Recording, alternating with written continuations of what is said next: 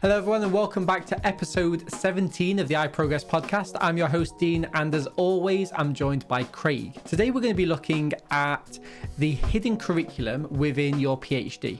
Now if we're looking at kind of what your PhD is, it's essentially a build-up of you conducting multiple research studies. For those of you who are doing your PhD in literature, you might be writing a novel, and this collection of work might be underpinned by a variety of workshops that you do either individually or alongside some of your peers and fellow students on your PhD program. But what we're going to be talking about today is the hidden curriculum behind the PhD, and this refers to some of the unwritten rules and expectations which students almost must navigate to be really successful within their PhD, but also their academic career more broadly. So we're going to pass to Craig to talk about the first part of the hidden curriculum from his perspective. Yeah, I think this comes from kind of frustration on our parts, but also on the parts of some of the students that we work with, whether they be our own students or students that we work with in coaching, where it's almost as though there are expectations that are kind of put onto them that no one actually tells them about. So this kind of hidden curriculum is really important in terms of getting people to know where they stand in academia and what they need to do that isn't necessarily part of the formal requirements of their course. The first thing that I think we should really talk about, though, is networking. The importance of collaboration, the importance of networking. Obviously, it's all well and good to be doing really good research within your supervision team, but unless you're starting to build up collaborations with other researchers, with other research teams, then you don't really get a feel for what the entirety of the research field looks like, what it feels like, different ways of working. It exposes you to different ways of thinking. It prepares you a little bit for your Viva as well, which I know is something that we'll be talking about in future episodes, where you get to think about what are other ways of working in your area, what are other ways of looking at questions, of testing different hypotheses, testing different assumptions. But equally, it gets you ingratiated into that academic context. So, Dean, I know we met at a SciPag conference back in 2013. Yeah, I think. ages ago. Something like that.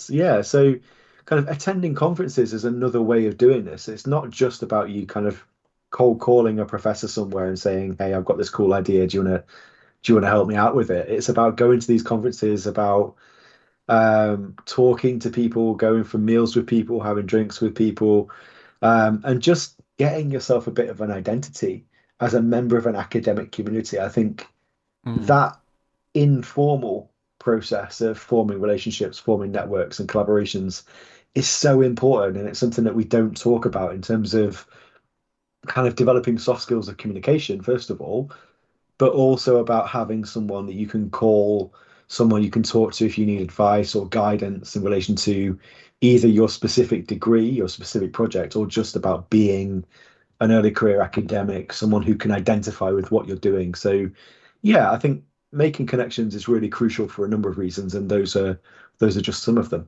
Yeah, and it might not lend direct success to your PhD journey, but when you go into further academia, that's when you can really capitalize on some of these peer networks that you've put together. And obviously we've got from what you just said, a decade-long lasting relationship just off the back of attending one conference together, and so it can be really powerful, and we shouldn't be taking that for granted.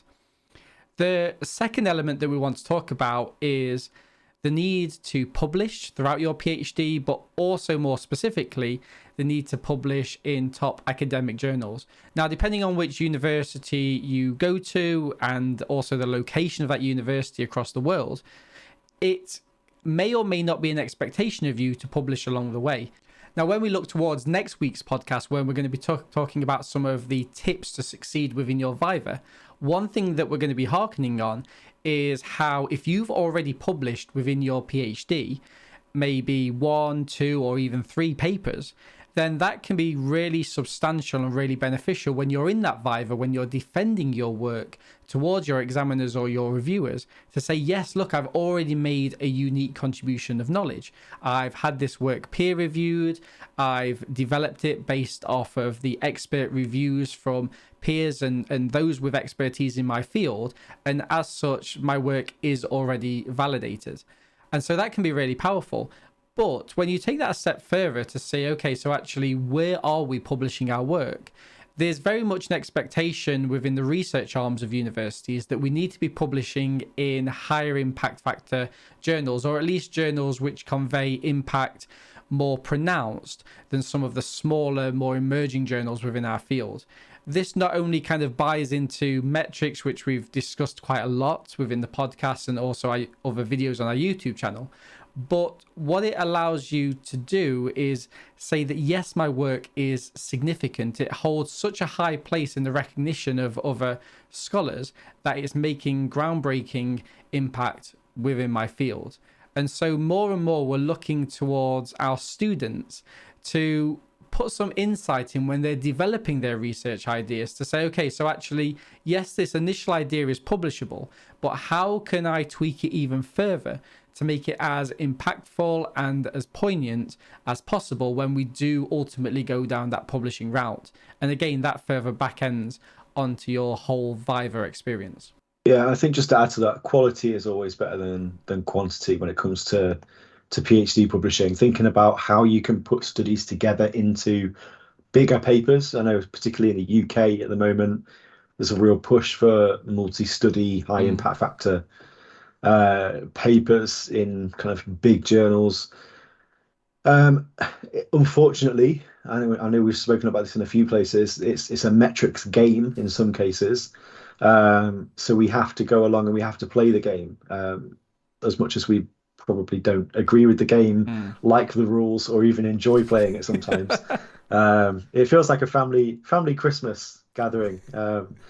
You don't want to play the games, you have to just get on with it. So yeah, thinking about quality over quantity is often a really good thing to do. And I guess that takes us into the third theme of today's podcast, which is about professional conduct and expectations around professionalism. Can you get yourself into good habits of being a scholar that has integrity, that knows how to behave, that knows how to act, how to work with others well? Obviously, there are kind of unsaid things about how do you present yourself, how do you dress, maybe.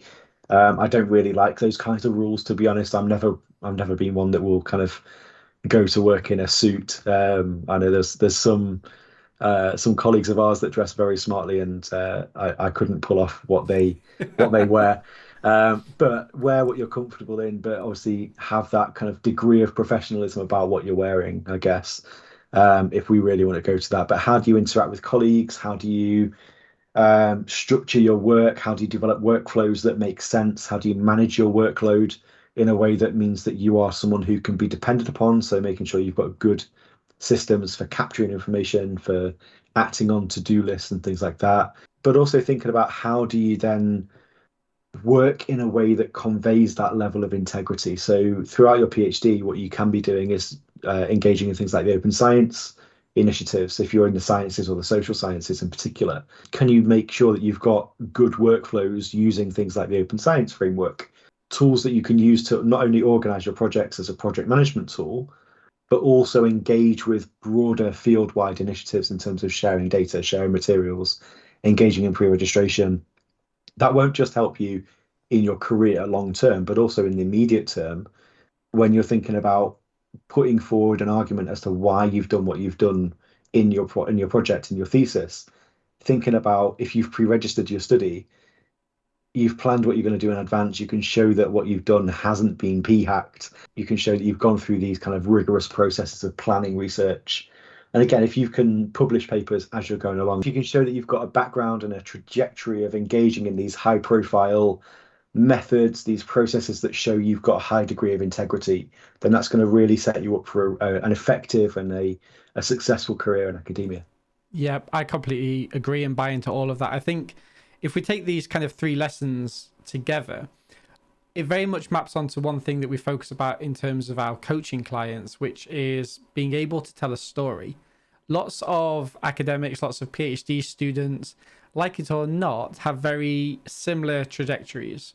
The focus of their theses might be different, but the trajectory, their backgrounds, the experience that they have within that program even though sometimes they might feel isolated, are actually shared by lots of their colleagues. However, it's the way in which you package your ideas and the circumstances that you've encountered.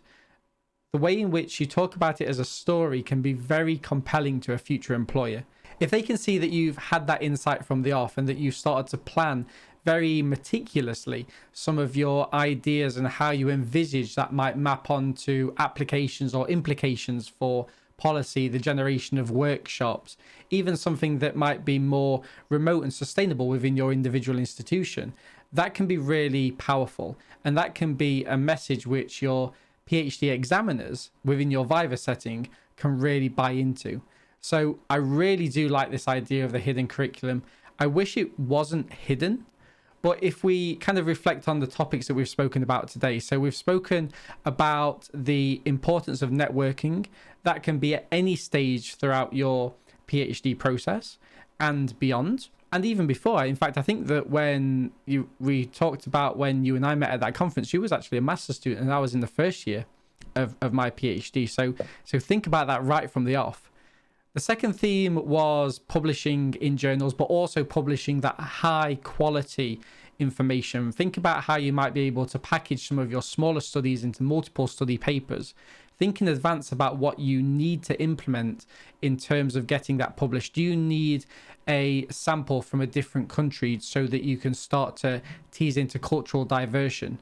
So thinking ahead and work with your supervisors and your peers to really put that forethought together. And in terms of our third theme, just in terms of how we act professionally, how we set our expectations up, how we manage those expectations, and also those relationships with our supervisors and our wider cohort. All of these elements can really facilitate our success, not only in our PhDs themselves, especially if we're looking to implement those workflows, but moreover, after our PhD, and we look towards either industry or further academic goals, this can really set you up to be successful. So that brings us to the end of the podcast. Hope you've really enjoyed it. Make sure to leave in the comments down below if there's any things that you've learned throughout your PhD journey which you think that other students should be learning and should be acting upon. We'll hopefully catch you in the next podcast. As always, we really hope that you found some value in today's content and have really enjoyed the video. If you have, make sure to share it with peers. It really does go a long way. And whilst you're there, make sure to leave a like on the video, subscribe to our YouTube channel, and comment down below to let us know what you thought of today's video. Do you have any insights about the subject, or is there any future content that you would like to see? And finally, make sure to catch our podcast, which is released every Friday on YouTube, Spotify, and Apple Podcasts. We'll see you next time.